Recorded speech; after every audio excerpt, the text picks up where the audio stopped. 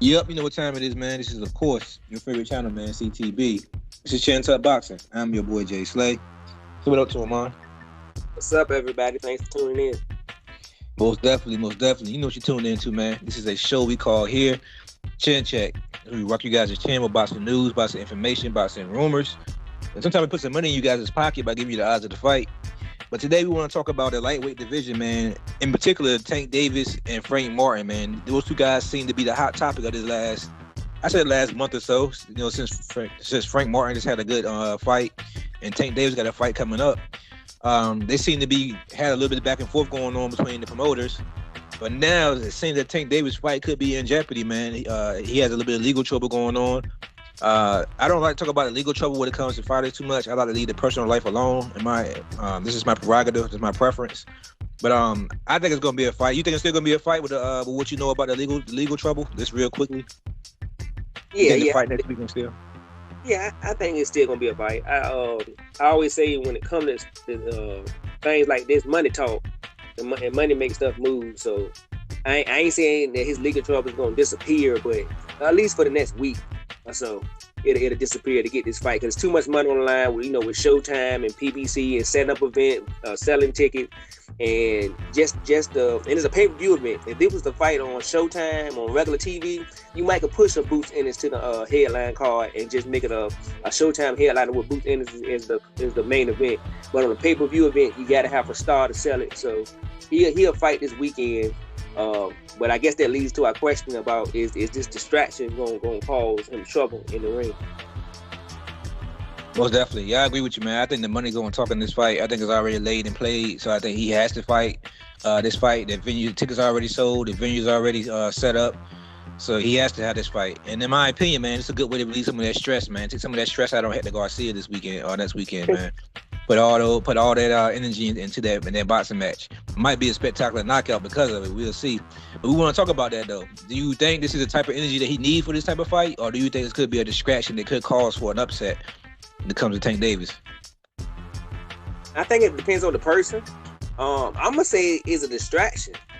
And you could see a sloppy Tank Davis that, to me now, I still pick him to win. We'll talk more about that when we get closer. But I think that upset is not out of the question now. But I think Hector Garcia is underrated. I think people are sleeping on him. And some of the things that Tank Davis has been saying as far as, I don't really want to do it no more. I don't really care to fight no more. When you talking like that and your heart is not there, then to me, your mind is not completely there either. So that kind of worries me that his mind is not into the boxing right now, unless he's just playing mind games with everybody else. But if he's saying what he's saying is real, that's really concerning and is alarming to me. And for me now, it makes this fight a little bit more interesting as far as Hector Garcia maybe pulling out this upset. Yeah, I agree with you, man. This is the type of news that usually get a lot of brothers of ours, a lot of people, especially a lot of athletes. Like I said, a lot of brothers of ours. It seems to put them kind of get that mind off their game a little bit. I mean, the fight, even though the training camp has already been done, fight week is pretty much next week. We don't know how it affected his last week. This week was his last week of sparring. So you don't know how this affected his last week of sparring. Even if he got in the last week of sparring, they just get in the way of that.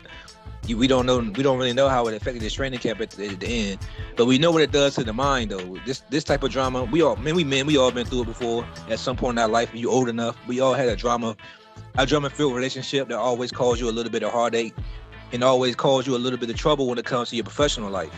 Athletes are no different. Athletes are, if anything, they're more susceptible to it, in my opinion, because they have to be not only mind right, but their body has to be right as well.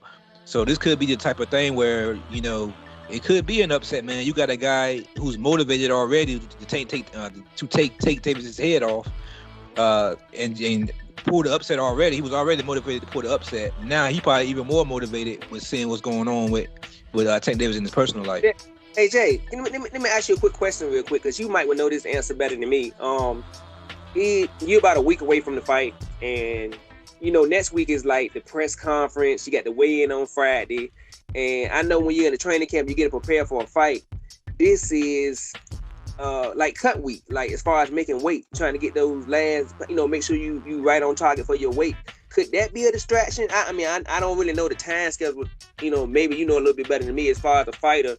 Do they want to get their weight kind of on par this week before next week, knowing that they got so many obligations outside of the boxing ring? I mean, usually the hardest part of making weight is usually fight week. That's when you really start to cut. That's when you really start to dry out. That's what they call it. They usually say drying out. So last week, he should have been, like I said, camp is already pretty much done. He should have been on target weight. Usually a week out, the week of the fight, you want to be within the 10-pound range. You want to be somewhere between that. You don't want to be too far from that, a week out from the fight. So I think he would have been fine from that point. But moving forward, we don't know, man. Like I said, this is the type of drama or type of issue that can cause you to have a drink if you want to drink. You know what I mean? If he has alcohol, if he uses alcohol to numb his stress, there could be temptation for that. If he eats when he's stressed, there could be temptation for that. I mean, I don't know, because I don't know, man. It's up to Tank Davis and his trainers and all them to be in his corner to keep him occupied if they still want this fight to happen. But I'm pretty sure if something happens, something was to happen where they see that he's not ready for it, I think they will protect Tank and actually pull him from the fight. I don't see them have him go in there and be so distracted to the point where he would get devastated or be upset. But you know, anything can happen, man. Like I was saying earlier, you got a real motivated guy in Hector Garcia who's looking to come in there and upset without the drama. So this gives him even more hope, you know what I'm saying? In his mind, he's like, oh, this dude distracted. He's not paying me no attention. He was already overlooking me. He was already talking about fighting Ryan Garcia and skipping over me already. So now he's really overlooking me with this shit. So, I mean, it's a recipe for disaster, man, in my opinion.